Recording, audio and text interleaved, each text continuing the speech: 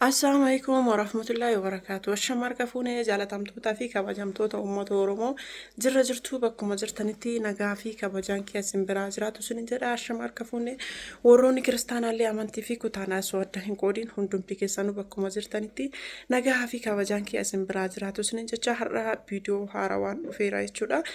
Viidiyoon kun akka duraasanii meeshaa haarawaa qabadhee sin dhufee jira ka jedhu miti jechuudha. Viidiyoon kun akka dura meeshaan kun ka ebeluuti as geessaa jira ka jedhullee miti jechuudha. Viidiyoon kun dhimma dhuunfaa kiyyaa osoo hin taane dhimma Oromoo hundaati jechuudha. Viidiyoo Oromoo dhimma Oromoo hundaati jechuudha kan qabadhee dhufe kuni. Viidiyoo kana sheer gootanii nama hundaa biraan akkana geettan abdii guddaa sanarraa qaba jechuudha. Viidiyoon kun dhimma kiyya dhuunfaa kiyyaa qofa osoo hin taane dhimma keenya hunda jechuudha. Dhimma keenya hunda ka ilaallatu jechuudha. Akkuma isin beektanii dhimma naasaaf dhufe dhimma Kadir Martuuti jechuudha. Akkuma isin beektanii aartistii Kadir Martuu dhukkubsatee sa'aatii kana wal'aansarra akka jiru namni hundi kennayyuu hin beekne jechuudha. Rakkoon aartistii kanaa rakkoo kenna jechuudha. Dhukkubni isaa dhukkuba kenna. Warroonni jettan hundi keessaniyyuu jechuudha. Viidiyoo kana sheer godhaa isiniin jedha.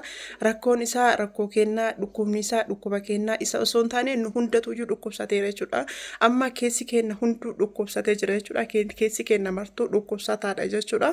Inni dhukkubsatee ciisaa jira. Garuuyyuu hundi kennayyuu jechuudha. Keessi keenya dhukkubsatee jira. Hayyuu kennatuyyuu, aartistii kennatuyyuu, goota kennatuyyuu nu jalaa dhukkubsateera waan ta'eef hundi kennayyuu keessi keenya dhukkubsataadha jechuudha sa'aatii kanatti. Keessa keenya hundatuyyuu dhukkubsateera jechuudha. Inni dhukkubsatee hospitaala ciisee jira. Garuu nu hundi kennayyuu keessi keenya sababa isaatiif dhukkubsateera jechuudha. Kana Oromoon hunduu hin beektanii Oromoon hunduu keessi keessan akka dhukkubsateellee hin beeka. Garuu wanti nu godhuu qabnu jechuudha sagalee haa taanuu fi hundi kennaayyuu hanguma dandeenyee fi hanga humna kennaatiin hundi kennaa sagalee haa taanuu fi isiniin jedha. Dhibee inni hoggaa digdama dhibamaa ture jechuudha. Dhibee inni hoggaa digdama dhibamaa ture akkasuu ta'ee akkasittuyyuu dhukkubsatee Oromoodhaa irraa hin hafne jechuudha. Dhukkubni isa dhukkube kun osoo itti hin dhagahamini osoo dhukkubsatuyyuu inni quuqama Oromoo dabarfate jechuudha. Quuqama Oromoo dabarfate osoo dhukkubsatuyyuu dhukkuba ofii kana of keessatti gad dhoofate jechuudha. Hoggaa digdamaa muluu Oromoo tajaajilaa ture, qabsoo keessa ture jechuudha. Hoggaa digdamaa guutuu jechuudha. Dhibeen kun isa bichaa osoo hin taane numa guutuuyyuu dhukkubsee jira. Oromoo hunda dhukkubsee jira. Kana namni hundi keessanuu hin beektanii. Sheer gootanii akka wal biraan geettanii fi akka nama hunda biraan geettan abdii guddaa sinirraa qaba jechuudha. Dhimma kiyyaa fi yookaan viidiyoo meeshaa kana sheer naa godhaaf osoo hin taane dhimma lubbuutiif jechuudha akka isinitti dhufee jiru.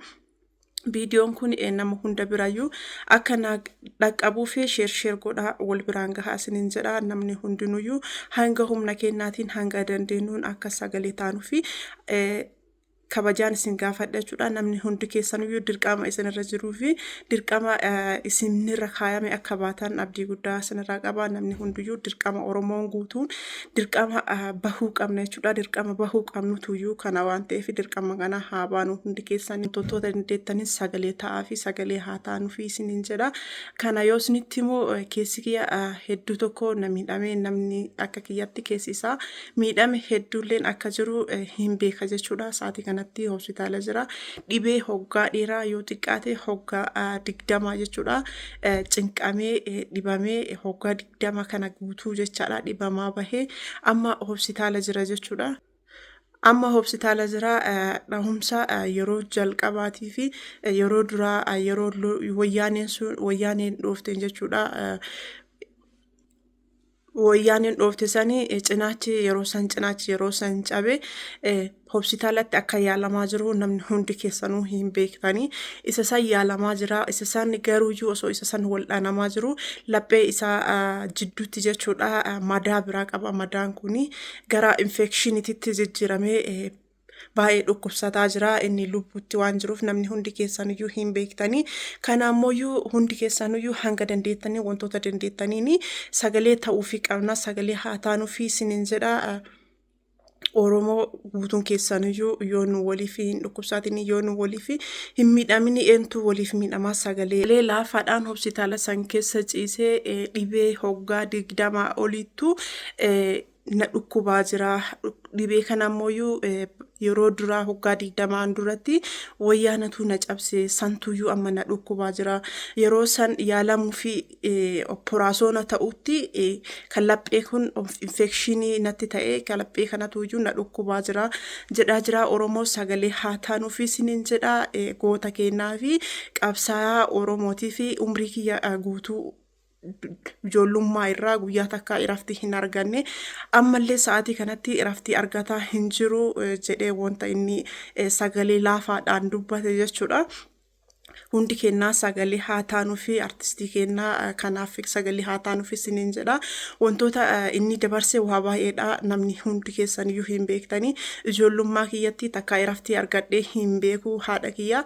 Ijoollummaadhaan dhabee abbaan kiyya illee hoggaa 30 qabsoo kana keessatti maraatee dhabee jedhee jira.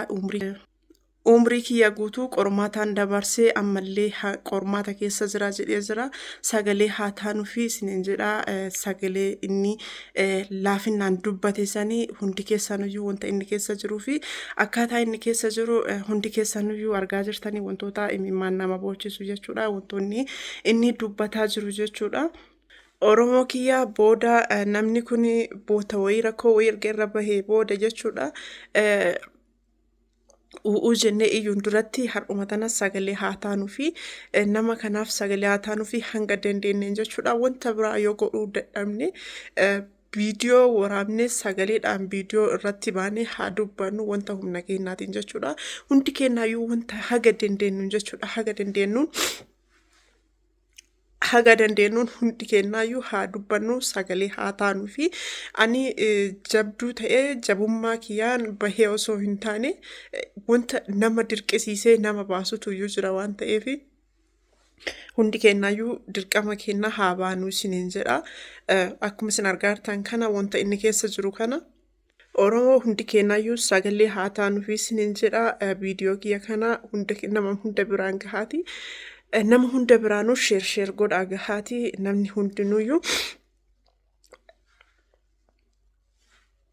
Namni hunduyyuu hanga dandeenyuu fi hundi keenyaayyuu jechuudha osoo teennee viidiyoo nam tokko gadhiise bicha laaluu osoo hin taane